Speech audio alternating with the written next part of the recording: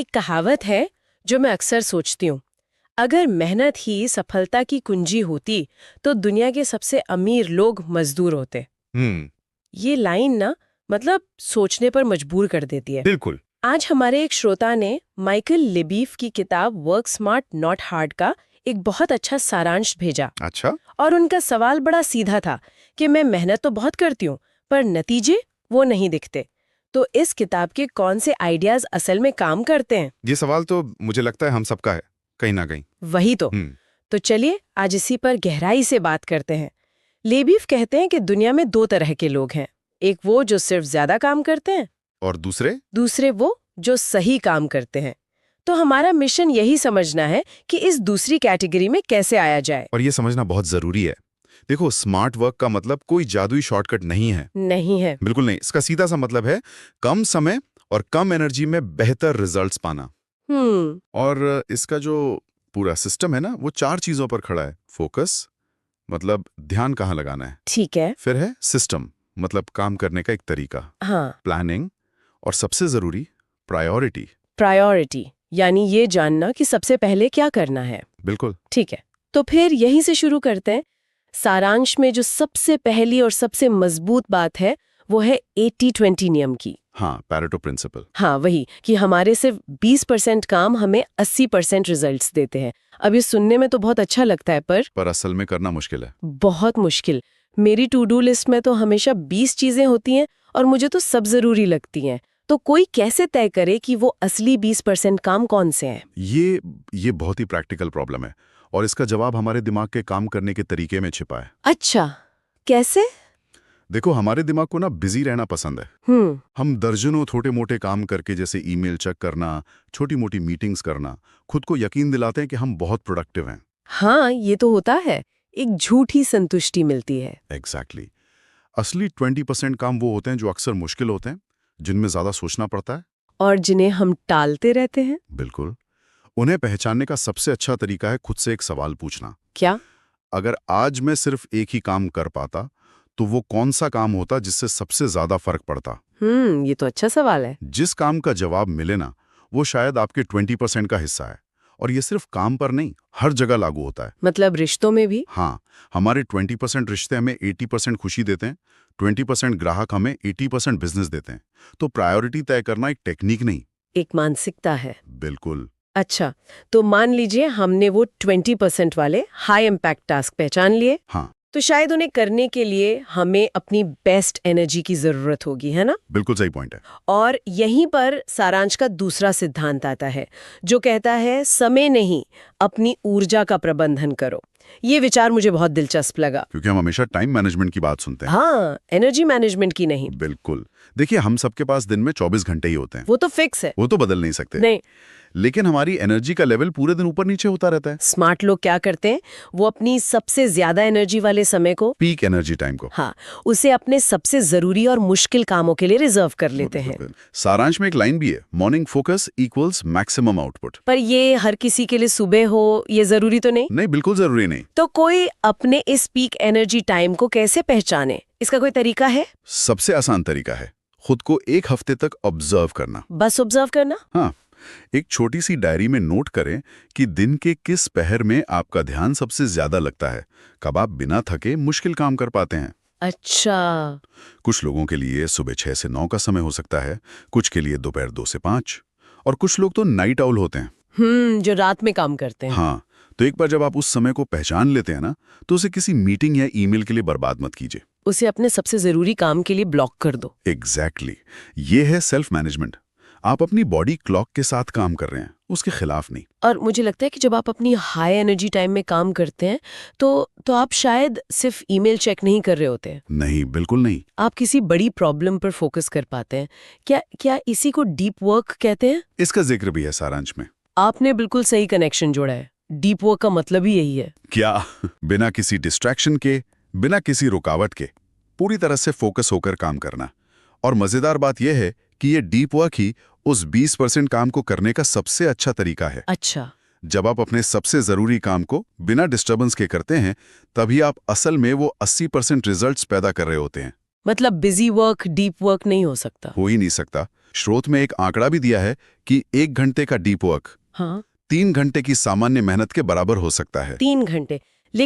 लेकिन आज के ऑफिस कल्चर में ये कितना प्रैक्टिकल है, जहां मैनेजर हर 15 मिनट में पिंग करते हैं और हमेशा कनेक्टेड रहने की उम्मीद की जाती है, वहां कोई डीप वर्क के लिए समय कैसे निकालें? ये एक बहुत बड़ी चुनौती है और यहीं पर स्मार्ट वर्क की असली परीक्षा होती है। तो इसका हल क्या है?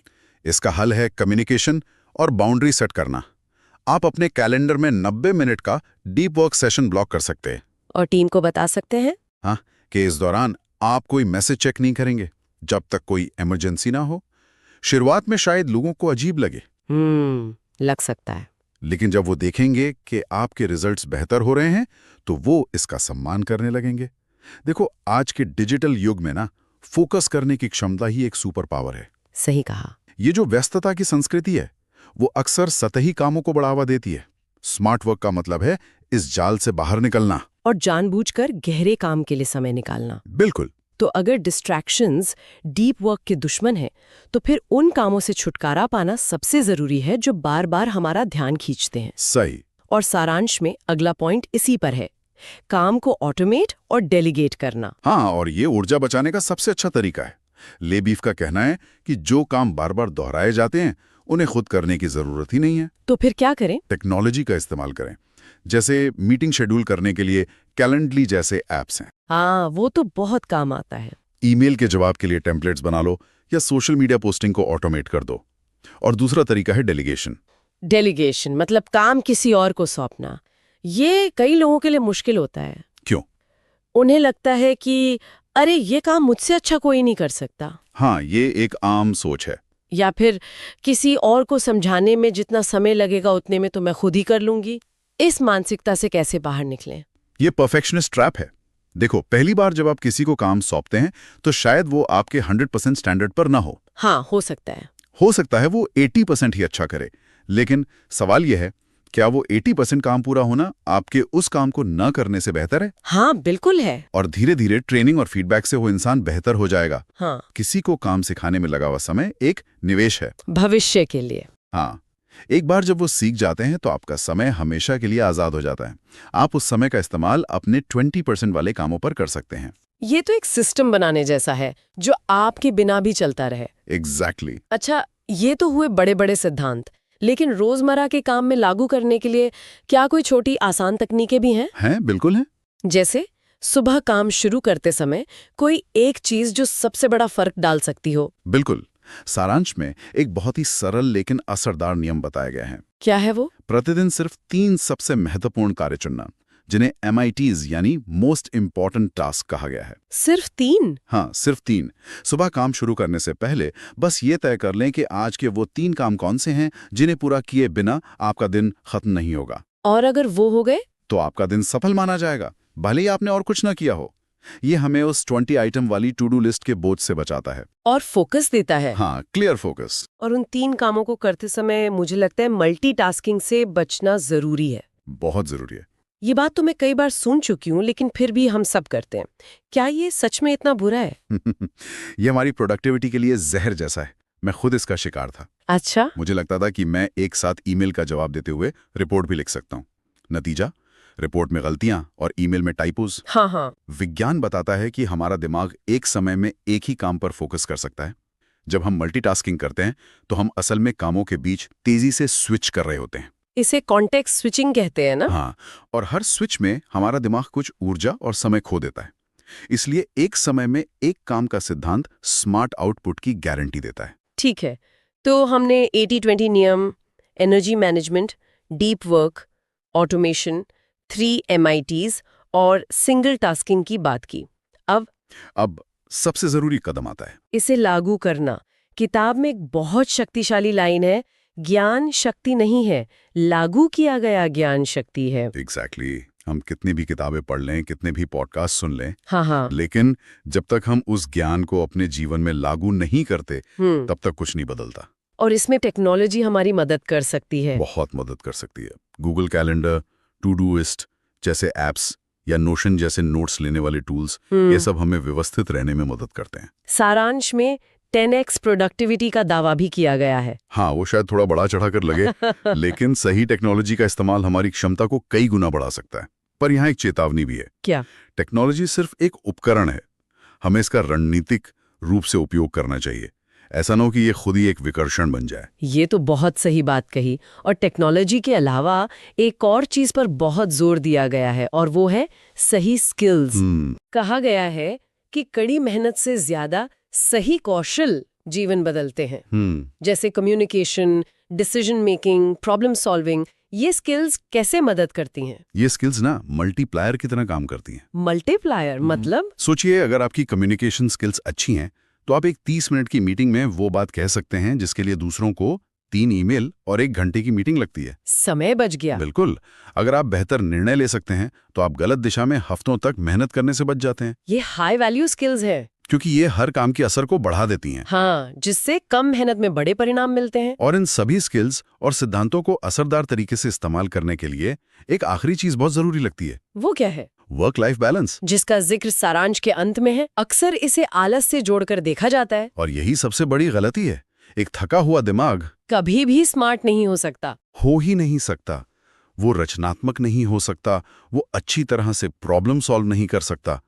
स्मार्ट वर्कर्स ये जानते हैं कि आराम करना, छुट्टियां लेना, काम से पूरी तरह से डिस्कनेक्ट होना, ये सब परफॉर्मेंस का हिस्सा है। ये आलस से नहीं है। नहीं, ये अपनी मानसिक बैटरी को रिचार्ज करने की एक जरूरी रणनीति है।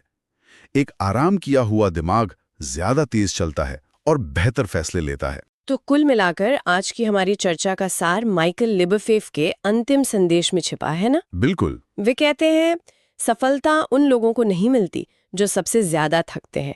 सफलता उन्हीं की होती है जो दिमाग और सिस्टम का सही इस्तेमाल करना सीख लेते हैं। बहुत शक्तिशाली विचार है ये। स्मार्ट वर्क आपको आगे बढ़ाता है, जबकि सिर्फ हार्ड वर्क आपको एक ही जगह पर दौड़ाता रहता है और अंत में सिर्फ थकाता है। और इस चर्चा को समाप्त करने से पहले मैं श्रोताओं के लिए एक विचार छोड़ना चाहूंगा। जरूर। आज की इस चर्चा के बाद ये सोचने वाली बात है कि अगर कल से आपको काम करने के लिए सिर्फ 4 घंटे दिए जाएं, आधा समय। हाँ, आधा, लेकिन परिणाम वही देना हो जो आप 8 घंटे में देते हैं, तो आप अपने काम करने के तरीके में वो सबसे पहला और सबसे बड़ा एक बदलाव क्या करेंगे?